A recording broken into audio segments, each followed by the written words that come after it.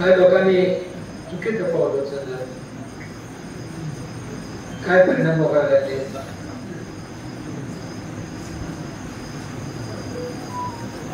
अजून आपल्याला जास्त पैसे कळले असते, मागच तयार झाला असता, सगळं थांबतो. आता त्यांनी काय केले म्हणजे आम्ही गोडाऊन बांधलं. आयुष्यात काय केलं, एक गोडाऊन बांधलं. त्या साखर ठेवली 3.5 लाख पक्ष, त्याच्या उजेडासाठी प्लास्टिकची पत्रे टाकली. ते बाहेरनं पावसात फुटलं, पाणी सगळं आता.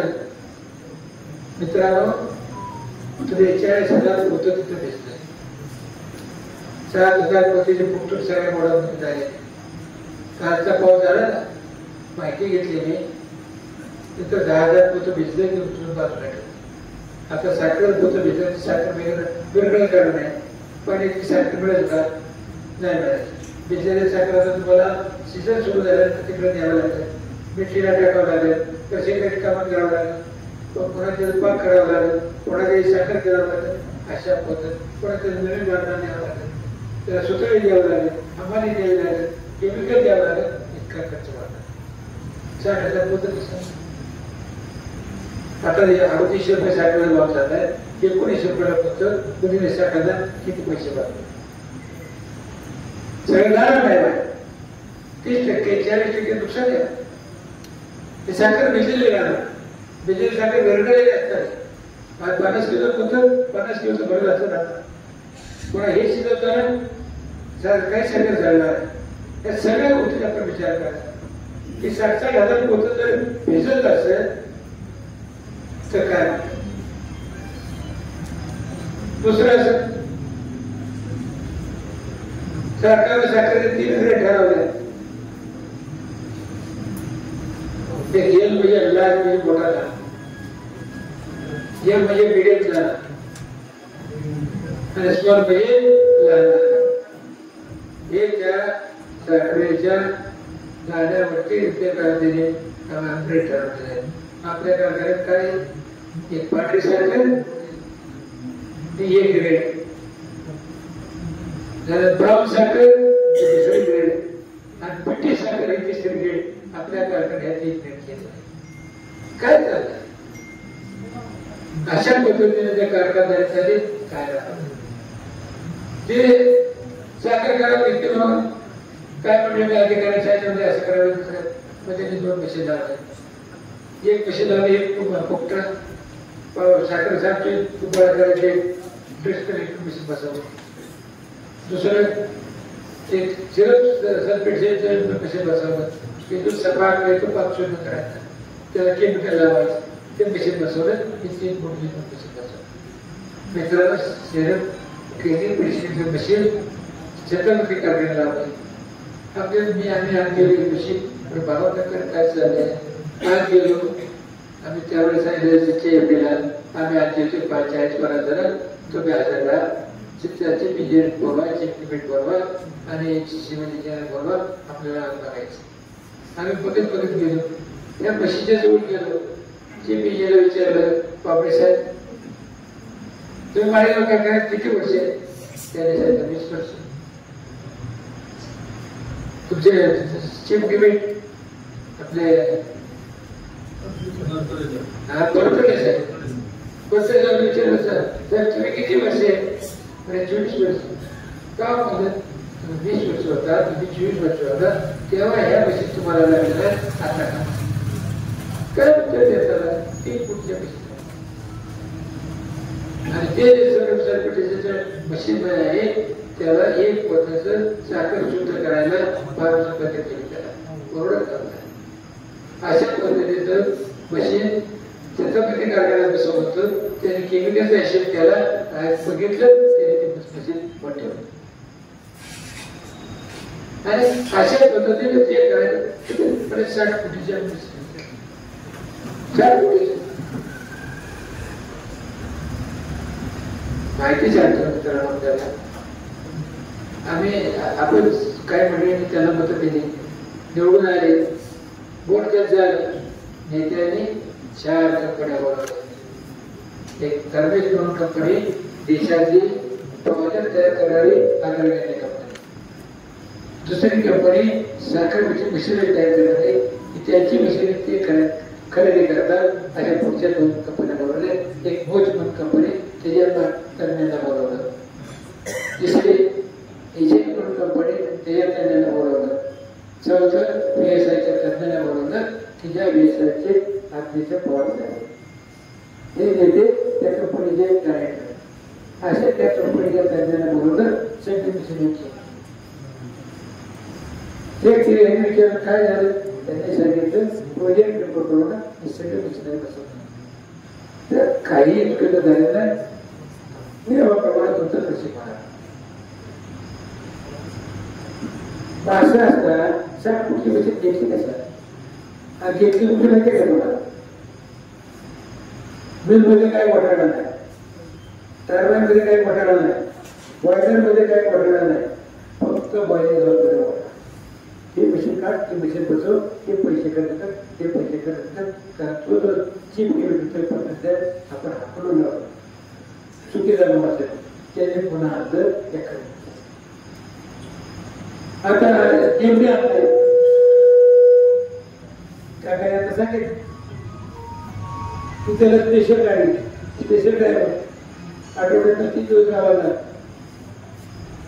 शुक्रवारी पैसे देतो शनिवार तिकडे सोमवारी सकाळी निघतो दुपारी काय करायचं पगार कोणतं आणि ते असं पात्र या की त्याने 3 तारखेला पोत पाडले. पाटीस काय करायचे राहुलदादा भेट पडले आणि विचारलं राहुलदादा विचारलं एमडी कसं काय तुम्ही घ्यायचा कारखाना पोत पाडून गेला. दुसरी गोष्ट सांगतो तुम्हाला तुमच्या काही तर पाणी येत होतं का काय काय पाणी येत म्हणजे साखर येतो ना ते काय येत होत त्याला 4 गाड्या चालला 16 दिवस चालला एकत्र हात काढा तुम्ही काय बोलतच नाही. सगळी कुठे हे आपले घ्या कुणी सांगू द्या मी ऐकायचं आहे मला चुकीचं आहे मी बाकी यासाठी चुकीचं बोलणार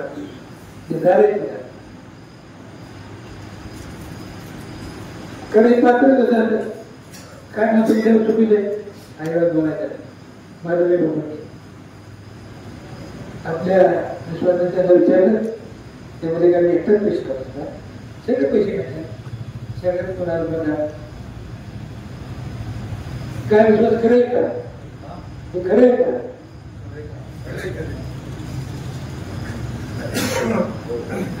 तो घ्यायचा ना जेवढे झालं ना सगळे पैसे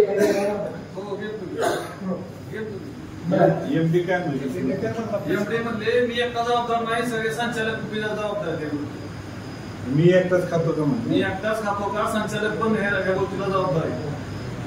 हे अशा पद्धतीचे तिथं चाललेलं आहे.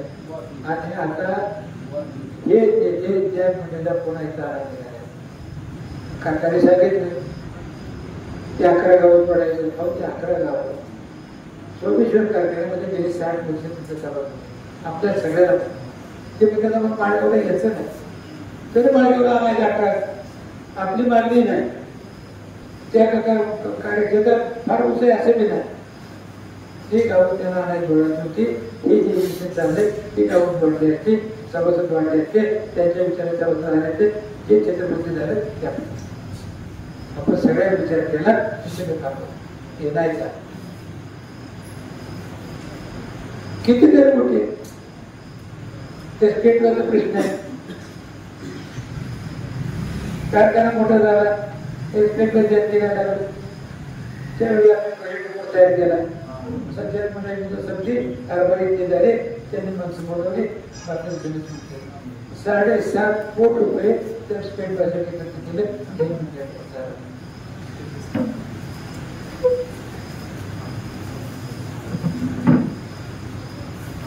कोणाला पण चार्जेला कॉलेजवर साहित्य 60,000 पोतं खराब झाले. 60,000 पोते तुम्ही बघा किती पैसे झाले. आणि अशा पद्धतीचं सगळं चुकीचं झालं. असं तुम्ही जे करायचे केमिकलचा जास्त वापर, कामगारांचं तर काय बोलायचं नाही, सगळ्या बाजूला ऊस तोडायला गेले पैसे पाहिजे. तुम्ही समजत नव्हता तेव्हा पैसे यावे लागले होते ना. बरं समजत झाले तुम्हाला पैसे द्यावे लागतात, ऊस तोडायला यावं लागतं. ऊस वेळेला गेला गणपट घालायला लागलं. त्या सगळ्या पूजेमध्ये येणार ना, त्यांचा व्यवहार जाणार, त्यांचं कामकाज जाणार. आता काय केलं, प्रत्येक वेळ पैसे टाकायचे. 30-32 कोटीची घेतली 100 कोटी कर्मचारी खर्च करा. आता एक बिल बाबाचे कापसा 2 दिवसांनी बिल बाबा 100 रुपयाचे खर्च आहे.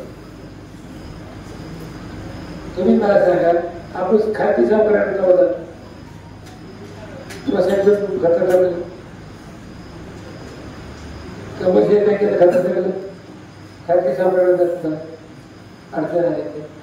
त्या पद्धतीनं कारखान्याचे सगळे पैसे उचलून झालेले मार्जिन नाही त्याला, खाजगी बँका त्याला पैसे देणार, शेवटी त्याने आपल्या पतसंस्थांना पैसे दिले, तिथं पैसे घेतले, आपण ते प्राप्त केले. म्हणजे इतक्या खाली आपण गेलेलो. त्या कारखान्याला कधी पतसंस्थेला पैसा उचलला आपण आणि तिथे काय सांगतात 12% वेळी 8% कर्ज काढलं. पसंतीला कर्ज 8% ठेव 8% ठेवा घेतली 8% घेऊन घेतले. तुम्ही मला सांगा 12% कर्ज उचललंय शिवाय 8% सांगतात काय खोट एका ट्रॅक्टरला भाषण केली म्हणजे इन्कम टॅक्स फार दिवसाचं पटवतं. त्याला एक दिवशी झोप आलेला मोठे दिल्लीला गेले आम्ही सर्वमध्ये इन्कम टॅक्स मागून टाकला. ज्यांनी हा इन्कम टॅक्स सुरू झाला त्यानंतर झाला.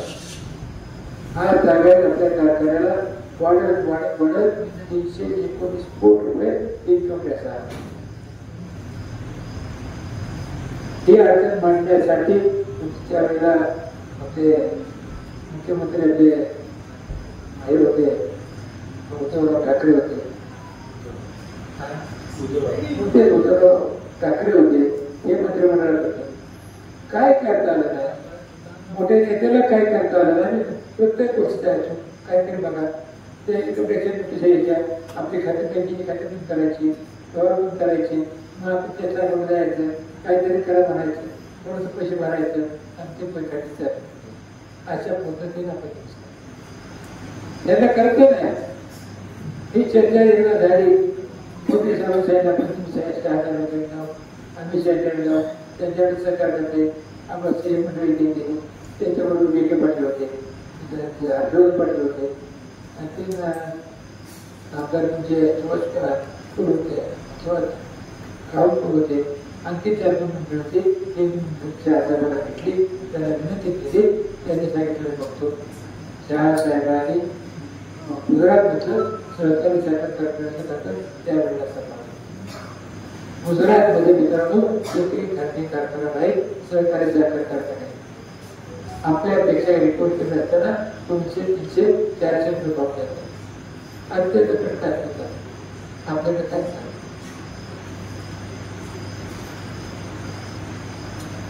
लागणारी मिसळी घ्यायची मागे तुझ्याकडे पैसे तुझं काय माझं काय चर्चा ऑनलाईन टेंडर बोलवायचे आणि त्या डिक्शनरीच्या पद्धतीने जायचं ते काढायचं कोण कसे बघायचं त्याला अशा पद्धतीचा काम अनेक गोष्टी हे असं चालू राहिलं तर चित्रपट प्रभाव 300-350 कोटीची आपली गेली. मी तुम्हाला ती माहिती देणार. आता यांना 100 कोटीला शिकू द्या सगळी माहिती तुम्हाला 100 कोटी आता करत दिसलेले होते त्याच्या कारखान्यात जमा करतो उद्या पैसे किती आले कुणाला काय आता ही घटनेची माहिती दिली सगळी चर्चा हे 100 कोटी रुपये तुमच्या डिक्शनरीच्या उत्पादनावर त्याचे होते. पैसे भागवत्या मागचं भागव पुढे काय द्यायचं आता भाव काढला ते कोण सांगायला पाहिजे भाव काढला 36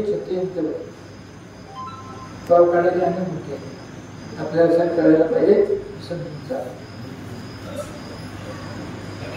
जोपर्यंत भाव निघत नाही तोपर्यंत प्रत्यक्ष साखर विकून आलेले पैसे ते जमिनीला जातात जी साखर पोती विक्री नाही त्या साखर पोत्याचं मोजायला टाकतात किंमत ठरवतात आणि ती किंमत ठरवतात मोठे भाड्याची किंमत ठरवतात अंकुशची किंमत ठरवतात बघ्याची किंमत ठरवतात ते त्या तयार करतात त्याला बाकीच्या थंडे आणि ती भाव हे काय केलं साखरेची पैसे द्या पोत्याला 171 रुपये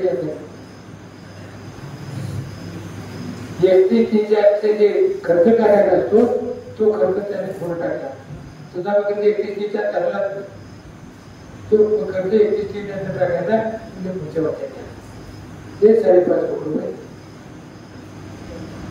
जे 171 रुपये ज्याच्या बारा रेट लागला त्याचे 17.5 कोटी रुपये 23 कोटी रुपये याचे जास्त पैसे जास्त पैसे दिले हेक्टराला 200 रुपये दिले 36 हेक्टर 200 रुपये बदल करा किती आम्ही त्या वेळेला भाव 34 दिला त्यावेळेची साखरेची किंमत बघा आजची साखरेची किंमत बघा अशा पद्धतीचा चुकीचा पडतात आमची बसायची नाही बसत नाका आम्ही हे ज्याकडे बोलतो ते चुकीचे बोलत नाही आमच्याकडे कारखान्याचे कागदपत्र आहे आम्ही संचालक असल्यामुळे माहिती घेतात अधिकारी ते माहिती घेतली त्या माहिती जास्त करतात अशा पद्धतीने जर आपल्या कारखान्यात आहे किती दिवस झाले आता 5 वर्षात सोसायटी म्हणजे 50 पुढं काय करणार आता हे 200 रुपये पुढच्या वेळेला भावात द्यायचे किती भाव तुम्हाला ते सगळे समजून घ्या तुम्हाला अजून काही गोष्टी समजून घ्यायला लागते थोडं तर तुम्हाला हे आकडे समजून घेणं अवघड जाणार आहे पण आम्ही तुम्हाला समजून जातो बाकीच्या कारखान्यात जे डायरेक्ट माहिती ते आमच्या समाजाला माहिती करून द्यायचं काम हे आपलं प्रपंच आपलं कुठे चुकते आपल्याला कळलं पाहिजे आपण कुठं बरोबर आहे कुठं काय करायचं ते आपल्याला कळलं पाहिजे संचालकाला कळलं पाहिजे आपण आणि कुठच्या ज्या ज्या कारखान्यात जातो तेवढा काय होतो सरांच्या आमचे जे चीफ इंजिनियर चीफ कमिटी त्यांच्याबरोबर बसतो बैठकीला बसवतो चर्चा करतो त्यांना चर्चा तुम्हाला हे कळलं पाहिजे आपला नंतर आपला हा उद्देश एखादी गोष्ट करता येते आता काय चाललंय आमच्या म्हणजे 5 वर्ष आलं नाही आलो आता 5 वर्ष आम्ही त्या आलो असतो तुमच्या ह्या दुकानात चालू केली असते का मोकळं जर तुम्हाला सोडले घ्या 5 वर्षानं किंवा काय पुढे सोडूया कोण काय करता 5 वर्ष आम्ही आलो जेव्हा प्रमाणे प्रेरित दिलेला तुम्ही रजा कबूल केली नाही आपण आम्ही आलो नाही आम्ही काय तुमचा अनुभव होता हे ज्या वेळेला मी पोर्टल त्याच करत होतो त्याचं नेहमी दोघांनी एखादा ठराव केला ते सुद्धा आपल्याला त्याच पैशाची लागली लगेच ते जणांवर कागद काढायचा दुसऱ्या डबके करायचं तिसऱ्या द्यायचं 9 जणांच्या सह्या घ्यायच्या असे 100 अर्ज तुम्हाला विचार करायचा तसं आम्ही काही केलं नाही ना आम्ही तुमच्या अनुभवच केलेला आहे मला कुकडं सोडलं काय तुम्हाला करायचं ते करा त्या अडचणमध्ये तुम्ही आला नाही आम्ही आलो होतो तुम्हाला अडवलं जातं पुन्हा तुम्ही लोकांना जायचं बघा या मला करतो तुम्ही बघत अडचण आमची ते मला बहुत बघा आता असे अनेक चुका आहेत बचारी खरेदी चुका आहेत तोडणे चुका आहेत झाडून पद्धत आहे पैसे द्यायला नाही अहो एका काय मग आम्हाला 3 कोटी रुपये दिले 3 कोटी रुपये ऍडव्हान्स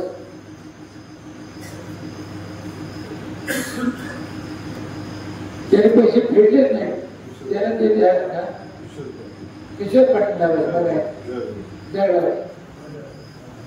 3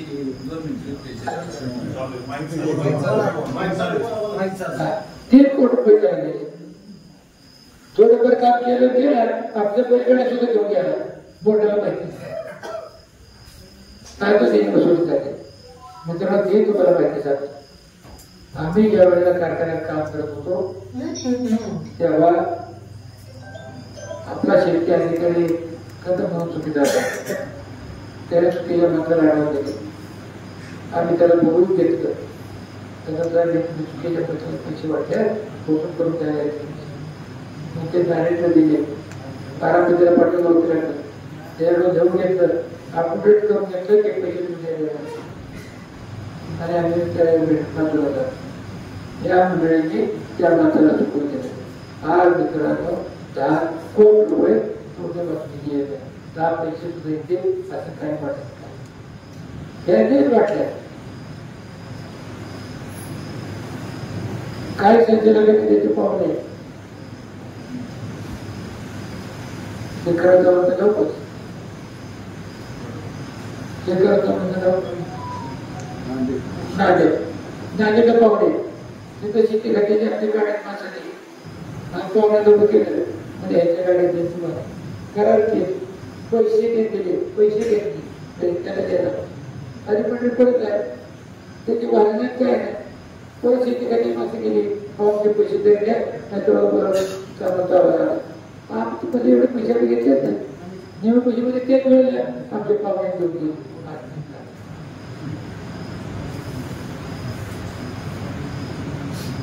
काय कोण मला काय वाटत कोण रुपये सुद्धा पोचून होते. अशा पासून पैसे दिले जे काम झाले त्याचे म्हणजे काम करेल त्याचे नाव करायला गेलं जर आम्ही दुसरे झाले पैसे दिले. आता तो कामाला येणार माणूस कुठल्या पैसे भरणार अशा पद्धतीचा कारभार गेल्या 5 वर्षामध्ये आहे.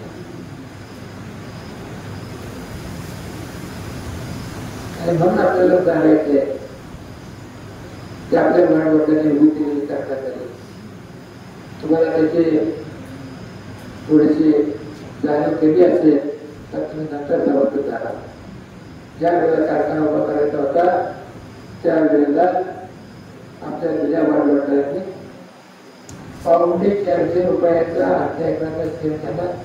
दावणीची जनावर विकली करायचं 10 विकलं सोनार आणि मोठं कर्ज काढलं 5,000 पैसे मिळाले. 400 रुपये भरले आणि कारखाना तो कारखाना मोडायचा ठेवायचा या आपण त्या कारखान्यामुळे फायदा झाला. वगैरे तुम्ही सावधान झाला निश्चित उद्या राहिला आपला गाव यांना राहिला तुम्ही पैसे मिळाले प्रपंचाला भरला काय चतुर्थीला कार्यक्रम आपण काय म्हणतो ते अवस्था आपल्याशिवाय जाणार नाही. अधिकारी घेतला तो चुकीचा घेतलेला विचार घेतला तो चुकीचा. मला झाल्या काय काय तुम्हाला झालंय इथून तयार झालं. सरकार खरेदी करते सरकारला इथून झाले आता खाजगी माणसाला इथून झाले 3-4 रुपये लिटरला कमी घेतले.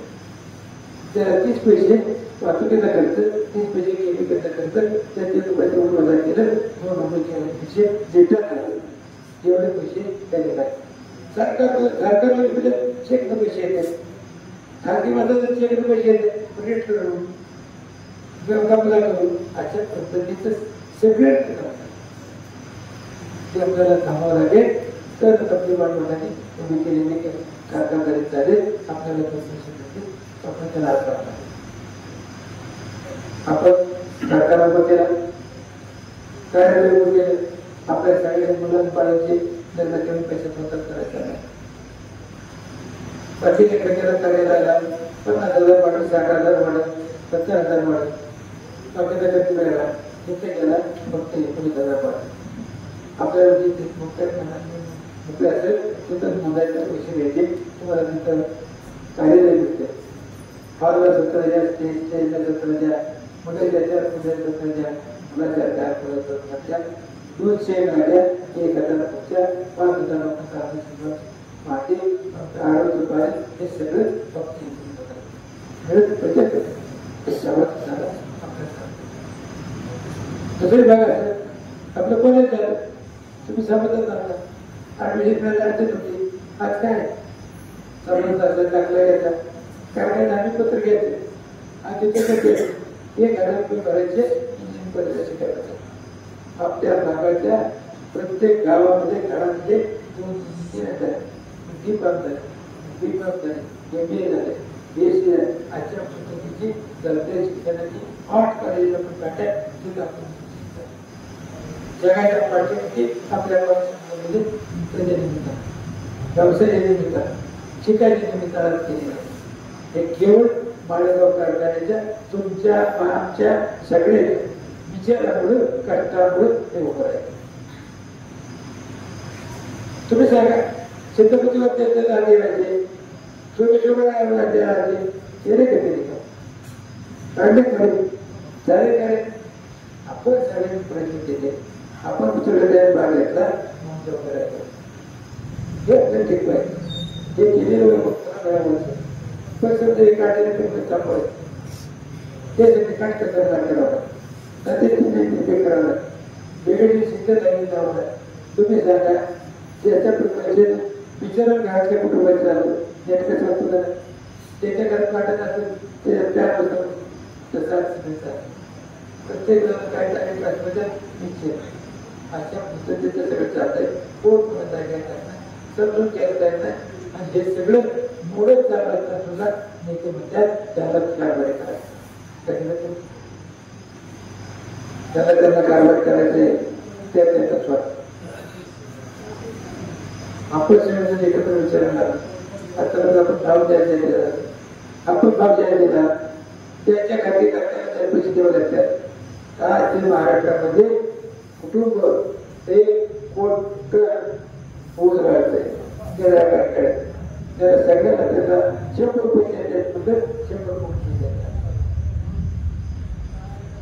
त्याचं सगळेच वाटत आता गेले ठीक आहे अण्णा एक्सपोर्ट साखर साखर विकली विकायला काढली त्यांच्या माणसाने साखर विकली किती 80,000 बरोबर 80,000 क्विंटल म्हणजे 1,00,000 क्विंटल समजा गेला 100 रुपये डिपॉझिट पडलं आणि ती साखर कशी पडवून म्हणजे तो दुसऱ्याला ऐकायला येत नाही ते पैसे पैकी उचललेलं त्यापासून करावं हे कसे काय करण्यावर भेटायला आता किती दिवस साखर ठेवायची आपण विक्री त्याला उचलायचं पैसे द्यायला त्याला पैसे उचललेले पैसे द्यायला आपण बोलतो 100 रुपये फक्त दिले बाकी पैसे द्यायला आपण बोलतो पुन्हा ती साखर चांगल्या भावाला किती देणार 14,000 ते विकणार तेच आपण करणार किती दिवस करायचं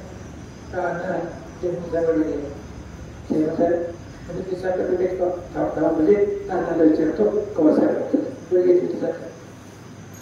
कोणी साखर घेतली बघा पोचतो म्हणून खरं बोलून चाललं मला आले म्हणजे तुमचं खरं दिलं त्यांनी साखर घेतली ते साखरचा व्यापार करतात म्हैचा व्यापार करतात अंकोचा व्यापार करतात आपल्या काय सुरू काही साखर आता टाकायचं साखर द्यायची काय एकूण द्यायची त्याच्यामुळे साखर घेतली द्यायचं नाही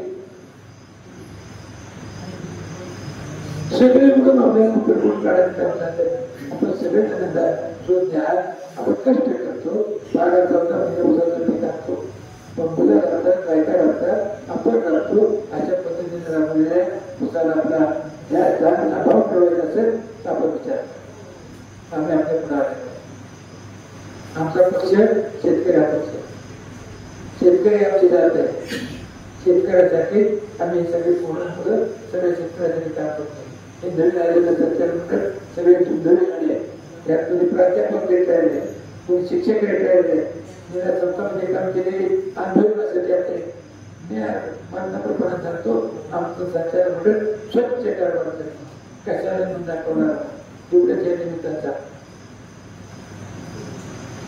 खूप आहे बोलायला गेलं तर अजून लोक अजून बोलले स्वतः तुम्हाला सांगेल की ज्याच्यामुळे आपल्या कारखान्यात नुकसान झालेलं प्रतिमा खराब झालेली आहे, नाव खराब झालेलं आहे. मी आपण माळेगावची साखर घ्यायला तयार नाही. आपल्या दुकानदाराला गावाची विचार माळेगावची साखर तुला आता का हे सांगते नाही आहे, खराब साखर आहे. आपल्या शिवाकडे एक क्वालिटी सांगेल, एक पांढरी साखर, एक ब्राऊन साखर आणि एक पिठी साखर, अशा 3 क्वालिटी आपल्या कारखान्यात. अशा पद्धतीचा कारभार आपल्या हातात